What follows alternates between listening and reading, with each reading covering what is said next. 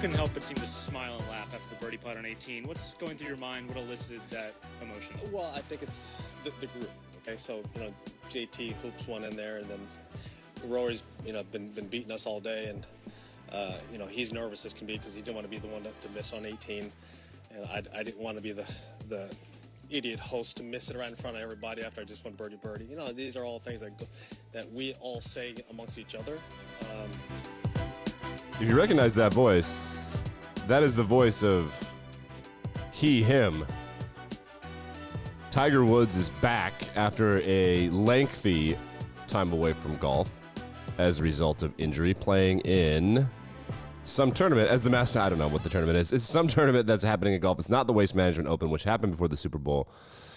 There was a hole-in-one on 16. We did not cover that. Might be. Yeah, my bad.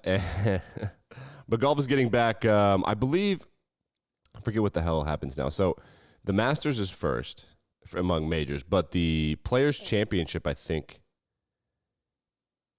I know that they move things around. I also know that that's the fifth major, the Players' Championship, the one with Island Green and Sawgrass in North Florida. But I do also know that they moved the PGA Championship to May, which is great. It's brilliant. It's important because when August rolls around, it's football, it's baseball. I mean, you might as well. And then there's a huge gap. Nothing cool happens in May in golf, so you might as well do that. And I find that golf is really fun, not in the dead of summer, but in the spring and the fall, kind of like at the beginning and at the end. That's just my opinion.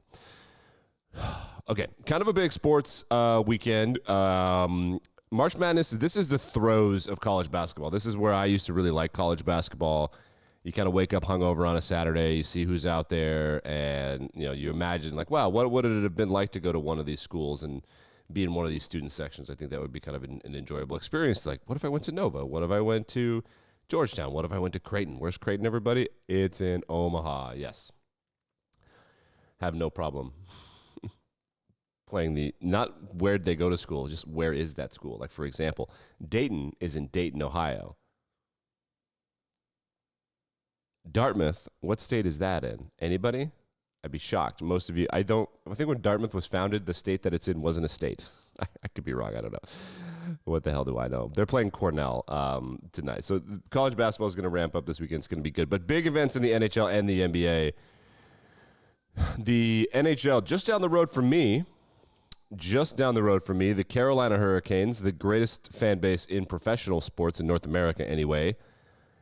They are hosting the Washington Capitals in the Stadium Series, which is a big deal. For those of you that don't know much about the state of North Carolina, this is very much part of the Washington, D.C. market. Now, Charlotte, with the Panthers, and they were the Bobcats, and now they're the Hornets again, I think. I don't know. They suck so bad. Michael Jordan is the worst owner in sports. He is trash. But they're trying to get NBA eyes off of, like, the Wizards and the Washington Football Commanders. The Football Commanders, that'd be a much funnier name. But this was largely, back in the day, Washington territory. Now, the Hurricanes were an expansion team, I don't know, about 20 years ago or so. So it's going to be a good rivalry. Of course, Ovechkin's got maybe 2 or 3 years left. He's chasing Wayne Gretzky's record for goals, 899. I don't know where he's at, but he's going to be somewhere in the neighborhood of 90 short. So that's 2 or 3 more seasons for him. So that's exciting. Stadium Series. It's going to be at a college stadium for the first time, I think, in a while. I think it's been at a couple in Canada. I think they play at Canadian football stadiums, of course.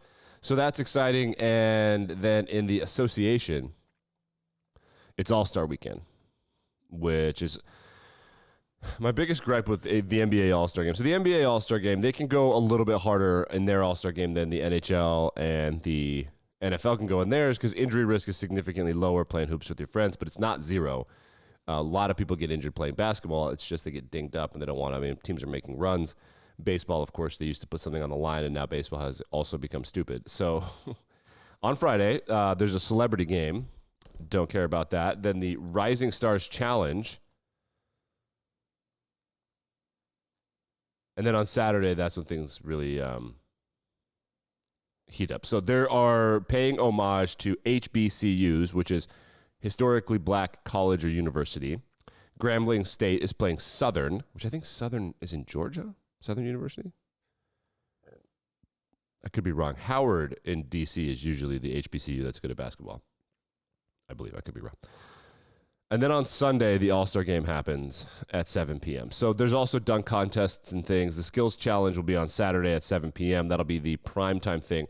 The skills challenge in basketball is so much cooler because these are freak people. They're so big, and to be able to move their body in such an explosive and precise way is amazing. I know that LeBron never took part in it, and which is a bummer. I think that a lot of these megastars in the NBA are too cool for school, and they don't ever really participate. But I'm hoping that they do. Damian Lillard and Jason Tatum are going to be three-point people. I think, let's see who else. The three-point contest will include Tyler Hero from Miami. Anybody else interesting? Jason Tatum and Damian Lillard. Those are the most interesting ones. And then they're going to do a bunch of other stuff too. So that's happening this weekend. You can bet on that. I wouldn't just because, like, how hard are they going to try? That's the question. You know, at the end of the day, like, how hard are they going to try? I have no idea.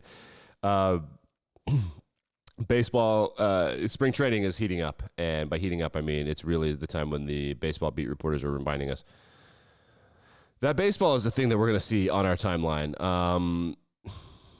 Like it or hate it, I do love listening to day games. I'm really excited because I work at a day job, and I love just listening to a ball game.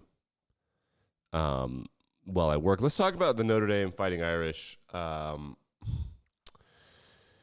boy. So just when you thought that they got it, they don't. So Tommy Rees, the offensive coordinator, who has had great success. It looked bad, then it looked good again once he got a quarterback that didn't suck. Tyler Buckner, that guy sucks, man. It's crazy to me how small schools could just get better quarterbacks in big schools. It makes no sense. So he gets hurt, and then his replacement, I forget the guy's name, but he ended up being really good. Pine, I think. Well, so Tommy Rees gets a lot of accolades for transitioning between the Kelly era and the Freeman era, Marcus Freeman, who's a very young head coach. So Marcus Freeman's got to replace Tommy Rees because Tommy Rees goes to Alabama. When Alabama comes calling, people go, unless Notre Dame throws the bag at you to stay. And it looks very much like they didn't. And the reason it looks like they didn't is because of what's happening at offensive coordinator. Now, Brian Kelly left, I think, for two reasons. Reason number one is that sometimes your time's up, and I think that it's very smart of him to get out before he gets fired, because it's going to happen eventually, or you're just going to Joe Paterno yourself. And he argues that he's reached his apex, and I agree. Like, he'll have more success at LSU because of what I'm about to say. The other reason he is rumored to have left Notre Dame is that they don't prioritize football the way that they advertise that they prioritize football. I forget the guy's name, but Marcus Freeman wanted the offensive coordinator from the University of Utah, who is making $3 million a year. We know that because Utah is a publicly funded university, meaning that you just have to find the tax records and you can find all this stuff out. He's a government employee.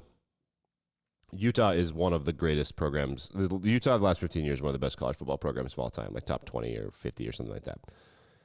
So Freeman nails down this guy that he wants. He brings him out to Notre Dame. They go to a hockey game. The guy talks with the AD. He talks with Freeman. Then the AD tells Freeman, yeah, we're not going to pay his buyout. You have to pay $2 million or $3 million to get this guy to come here, and then we're going to have to pay him a salary. And so the guy's like, oh, bye. I mean, he can't. He's under contract. If you break your contract, someone has to pay for it. Someone has to buy out. At LSU, Alabama, Clemson, they don't blink at that. They write the fucking check. And Notre Dame has an endowment of like $11 billion. And yeah, they'll never win anything. And like Brian Kelly was upset when he left that they're not spending enough money. So Notre Dame, I don't. You have the money, man. You have the football. Like if it's not wanting to bring down academic standards is one thing. Not wanting to spend money on coaches is quite another. Yikes. I don't know what to say about that. That's just that's where they at. Speaking of college football, so Florida, this NIL thing passes, and then Florida kind of creates a law almost immediately to hinder how schools can pass money to players. So let's see. In 2020, we took a common sense approach to ensure that student athletes could control their name, image, and likeness and paid fairly by it. This is according to Governor Ron DeSantis on the back of a Supreme Court decision. I don't know. It feels like it was yesterday, but it must have been 2021 or 2019 perhaps. So the Supreme Court overturns the thing. Now college athletes are allowed to like make money based on their existence, which is like a right. But Florida immediately created like a law that hindered like additional entrepreneurial opportunities. Well, yesterday they repealed that law, which means Florida State, Miami, Florida, they can now start paying athletes to come there, which I really like. Texas A&M this year was a really good example of how it doesn't fucking matter. You still got to play. They spent like millions and millions and millions and millions of dollars to get people there, and they blew ass. They were so bad. And on paper, they're like the best ever. They were like there was like the best roster from a recruiting standpoint that had ever been assembled. And now you got to play. So we'll see. It's good for the athletes that's happening. Kind of an interesting story here with Jonathan Gannon, the defensive coordinator for the Philadelphia Eagles, who was recently named the head coach of your Arizona Cardinals. The vibe around him is that he was hired because of vibes. His defense is bad. His defense might be